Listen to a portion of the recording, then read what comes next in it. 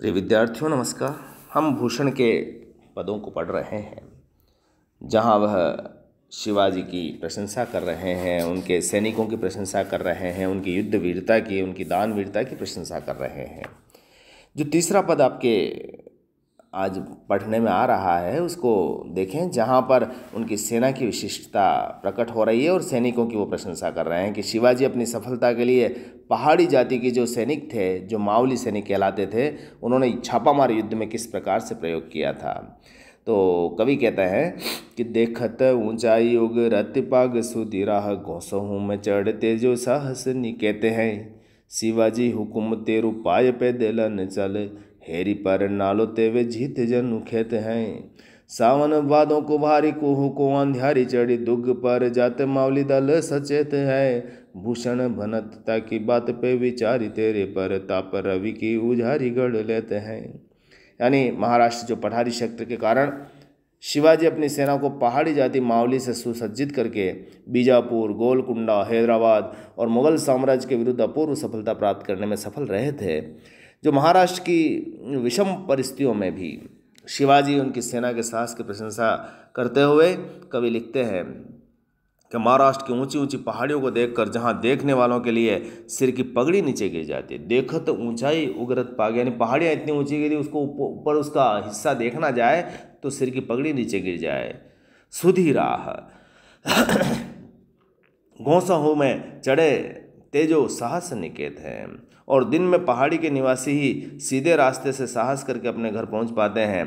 तो हे वीर शिवाजी, इन्हीं ऊंची ऊंची अलंग्य पहाड़ियों और उनमें बहने वाले पानी के बड़े बड़े नाले नदियों को वो क्या करते हैं, पार कर लेते हैं। तुम्हारा आदेश पाकर तुम्हारे सैनिक आसानी से पार कर जाते हैं। शिवाजी हुकुम तेरो पाए पैदलन चल हेरी पर नालो तेवे जीते जनु खेत है। वो ऐसे चलते हैं जैसे छोटा मोटा कोई खेत पार किया हो, केवल आपके आदेश की प्रतीक्षा करते हैं। यानी आपकी सेना आपकी इतनी आज्ञाकारी है कि आपने कैसी भी विषम परिस्थितियां हो वो आगे बढ़ जाते हैं, उसकी परवाह नहीं करते हैं।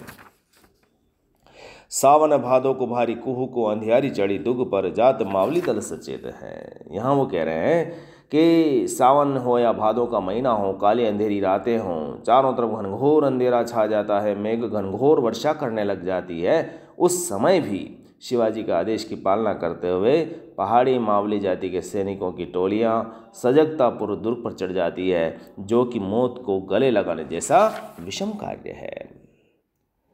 भूषण भनतता की बात ते विचारी तेरे परताप रवि की उजारी गढ़ लेते हैं। यहाँ वो कह रहे हैं कि हे शिवाजी, तुम्हारे वीर सैनिक तुम्हारी आज्ञा का पालन कर रात को जब दुर्ग पर चढ़ जाते हैं और सुबह सुबह होते होते शत्रु सेना के चंगुल में फंसे हुए दुर्ग को सावधानी से अपने अधिकार में ले लेते हैं। इस घोर संघर्ष में सैनिकों को सूर्य की आवश्यकता महसूस नहीं होती, क्योंकि शिवाजी के प्रताप कीर्ति रूपी सूर्य का उजाला सैनिकों को साहस और हौसलों से भर देता है और शिवाजी का कीर्ति सूर्य ही सैनिकों के लिए मार्गदर्शन पर्याप्त है। भूषण भनतता की बात फिर विचारी तेरे प्रताप रवि की, यानी वो केवल आपको प्रताप और कीर्ति ही इतना विलक्षण है कि वहाँ पर उन्हें सूर्य की भी जरूरत नहीं होती, अंधेरों में रास्ते पार कर लेते हैं।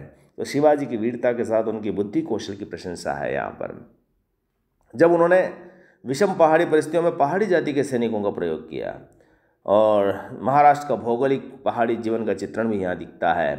पर वालो ते वे जीते जनु खेत में उत्प्रेक्षा प्रताप रवि में रूपक अलंकार आप देख सकते हैं। अतिशयोक्तिपूर्ण शैली है ही, भाषा ब्रज है, ओज गुण की क्रियान्विति बड़ी सुंदर ढंग से हुई और कवित्व छंद यहाँ प्रकट हुआ है।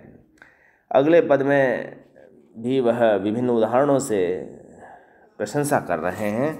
क्या कहते हैं कि कामिनी कंतसु जामिनी चंदसु दामिनी पावस मेघ घटासु कीर्ति दानसु सूरति ज्ञानसु प्रीति बड़ी सन्मान महासु भूषण भूषण सुतरुणी नलिनी नवपूषण देव प्रभासो जायरी चारि हो आहन लसे गुणवान खोमान सिंहसु। यहाँ क्या कहना चाह रहे हैं?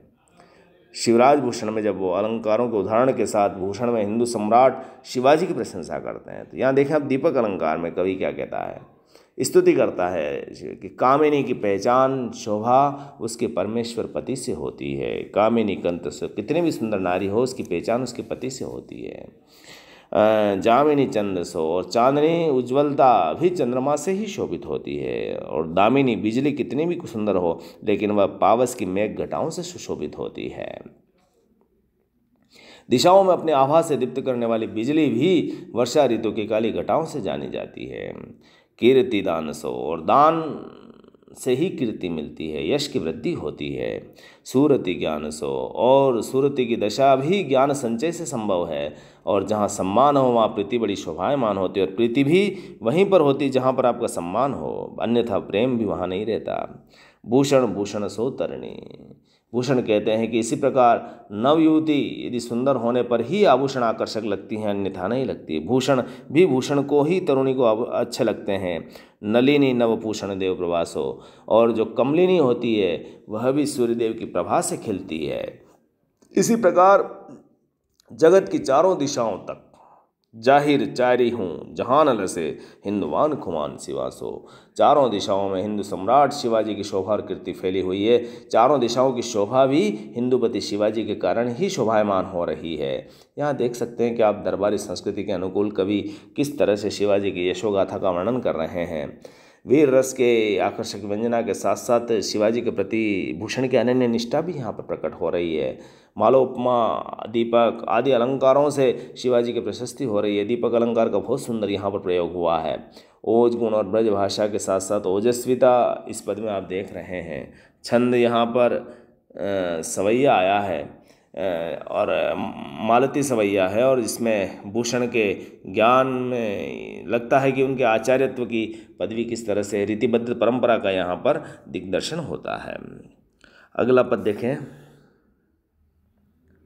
जहाँ पर शिवाजी की प्रशंसा है कि दारुण दुगन दुर्योधन ते अवरंग भूषण बनत जन राख्यो छल मणिके, धर्म धर्म बल भीम पैज अर्जुन नकुले अकिल सहदेव तेज चढ़िके, साही के शिवाजी गाजी कंदो नीली माही चंड पांडवन हुते पुरुषार्थ सुबाड़ी के, सुनीला की बोनते कड़े ते पाँच राति तेजू ढोसलाक चौकीते अकेले आयो कड़ू के। औरंगजेब के कैद से कैसे शिवाजी निकल कर आते हैं उसका वर्णन है, और शिवाजी ने पांचों पांडवों की विशेषताओं का वर्णन करके यहाँ पर उनके पुरुषार्थ को उद्धृत किया है कवि ने।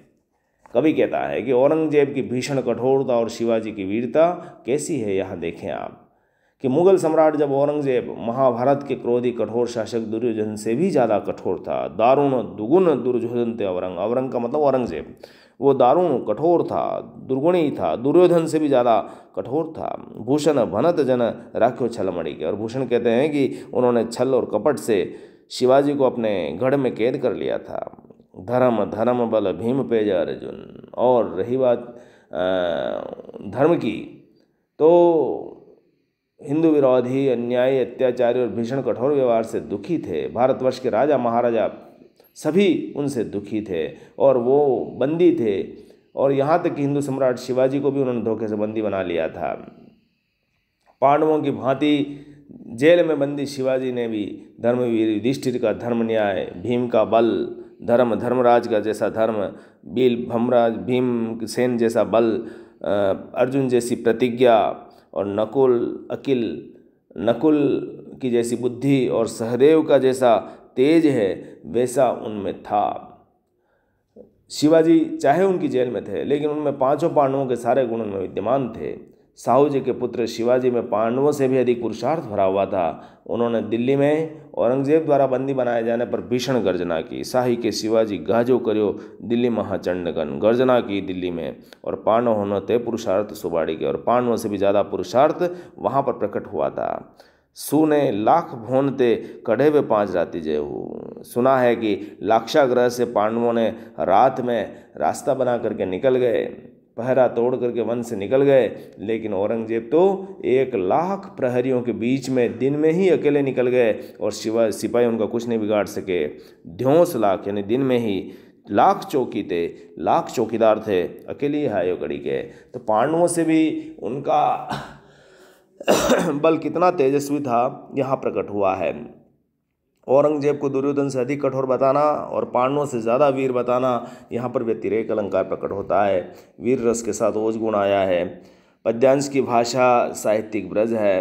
उपमान उपमेय देखें आप, दुर्योधन पांडव, इधर औरंगजेब और शिवाजी, इसलिए व्यतिरेक अलंकार की चर्चा मैंने की है। चरित काव्य का सुंदर विधान यहाँ पर हुआ है।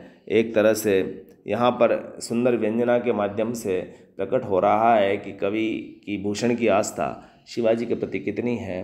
रीतिकालीन परंपरा का निर्वाह करते हुए उन्होंने यहाँ पर वर्णन किया है। आप तीनों ही पदों को पढ़ें, उनकी व्याख्या करने की कोशिश करें। आज बस इतना ही।